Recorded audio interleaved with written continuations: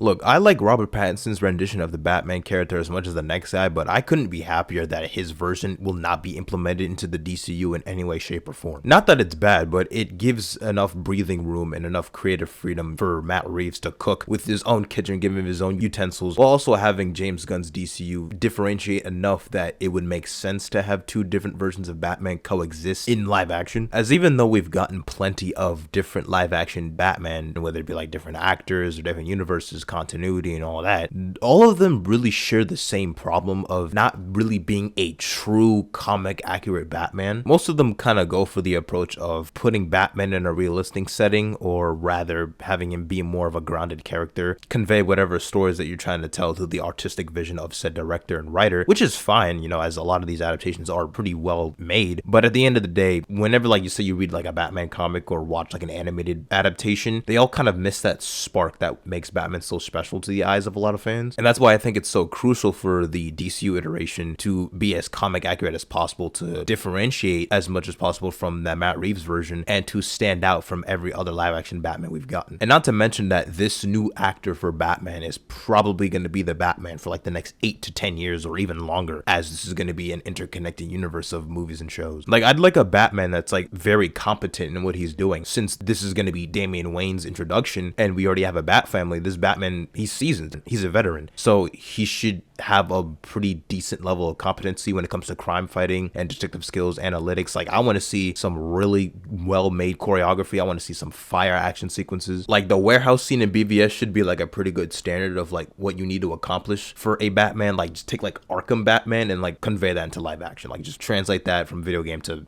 a live action movie. Because in the case of Matt Reeves, the Batman, Robert Pattinson, it's like if he messes up here and there, it's kind of justified considering the fact this is year 2 Batman, so like it's very early in. The body armor is kind of self-made. It's made from like either police fabric or other materials that he scrapped and crafted together himself. Whereas this Batman, considering that this is in a more fantastical setting, this needs to be like the most like technologically advanced Batman we've ever seen. Like, I need to see a full-on comic accurate Batcave, go full-on, I don't want to say like wacky, but I guess more comic accurate with it. Like, you don't need to worry about, hey, would this make sense in the real world? It's like, you shouldn't even be focusing on that. This needs to be prioritized as, hey, Batman from the comics, we're just gonna do the live action. Get the giant penny. No, screw it. Get the giant T-Rex. Have a full display of the different suits from Batman and Robin or the other Bat family members, considering the fact that this is a seasoned Batman in comparison to like a younger Superman for Legacy. And that should be indicative of the rogues gallery that we'll see in this new iteration of Batman. Like, this should be a very fantastical rogues gallery with, have Clayface in there, Poison Ivy, Mr. Freeze. And I think that's why I prefer the fact that the Arkham show that Matt Reeves is developing is set in the DCU instead of the Matt Reeves Batverse, because that way you could have further world building of this new universe's Batman and how many villains he's encountered, what they're like. Like, I could imagine where it could be a show where it's based off of like that episode of Batman the Animated Series where each rogues gallery is like telling their story of how they fought Batman and their encounter with him. Like, imagine that as like a TV show or whatever they're gonna do. Like, I just think that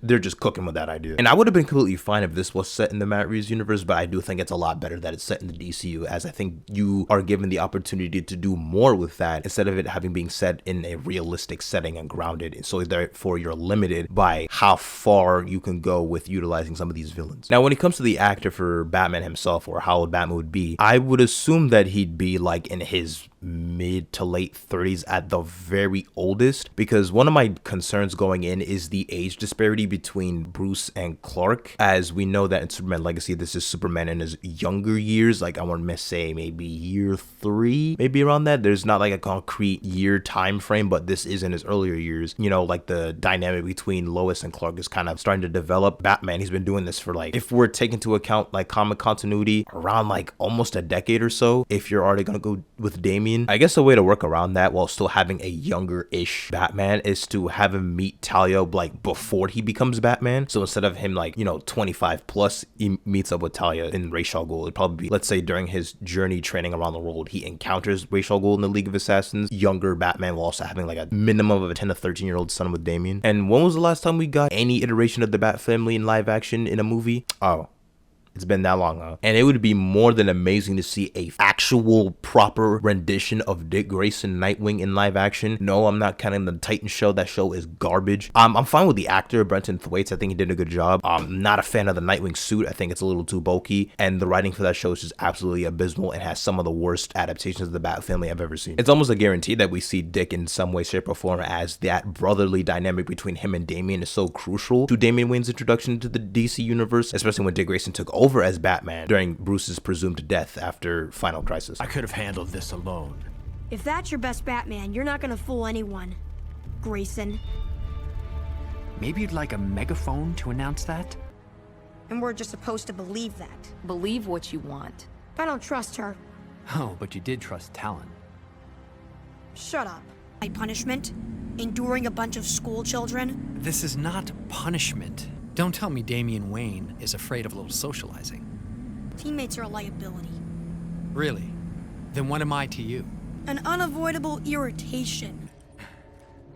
You used the Lazarus pit. You said you wouldn't. He was my brother. I had to take the chance. It just didn't work. We can't let what happened to Dick and everyone else be in vain. And even though the presence of Batman should obviously be a major factor into this film, but I also think Bruce Wayne should also play a key figure in terms of what Bruce Wayne represents to the city. I'd really like to see more of that billionaire playboy side. We didn't really get any of that in the Matt Reeves universe, as since this is a more younger Batman, he's more dedicated to the mission and doesn't really know or recognize the importance of Bruce Wayne's presence in Gotham. But since this would already be a veteran Batman, he knows what he's doing. It'd be really cool to see that playboy persona, him hosting like an event at like Wayne Manor, or presenting some of his ideas of how to better protect the city of Gotham and how he's going to help it financially, as I need this movie to beat the Bruce Wayne doesn't help the people of Gotham and only beats up poor people allegations. It's one of the worst misconceptions of the Batman character. I hate it with a living passion, and I hate that the Flash movie joked about this when Bruce had the lasso like attached to him. It's like, oh my god. Sorry I'm late. Hey, nice suit. Looking good, Flash. My ego's far too big to say thank you to someone else. Powerful persona to compensate for my childhood trauma. Clean art, choose some mother. Never gets old. I'd do a lot better just give you all that money. If I really want to end crime, I should end poverty. Well, I have to run. Going on!